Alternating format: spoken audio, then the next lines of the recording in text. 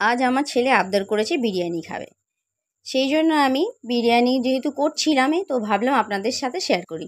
প্রথমে আমি চিকেনটাকে দই, আদা রসুন বাটা, কেওড়া জল, গোলাপ জল, নুন, গরম মশলা গুঁড়ো আর গোলমরিচ গুঁড়ো আর বিরিয়ানি মশলা গুঁড়ো দিয়ে কিছুক্ষণ ম্যারিনেট করে রেখেছিলাম।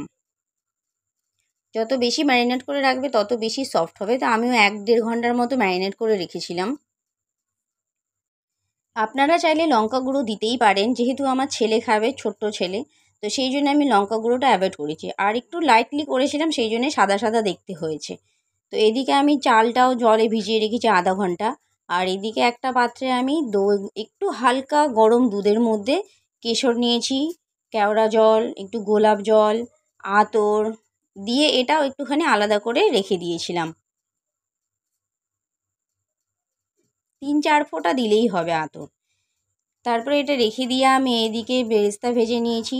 তারপরে ছেলে বলল মা ডিম দিতে, বিরিয়ানিতে যেহেতু দোকানে ডিম দিয়ে খায়, তো সেই জন্য আমি ডিমও দিয়েছিলাম আর আলু ভেজে রেখেছিলাম। আর ওইদিকে অন্যদিকে কড়াইতে চিকেনটা কষা হচ্ছে। আর এদিকে আমি একটা পাত্রে জল ফুটিয়ে ওর মধ্যে তেজপাতা, গোটা গরম মশলা আর একটু লেবু দিয়ে চালটাকে ফুটিয়ে নিয়েছি।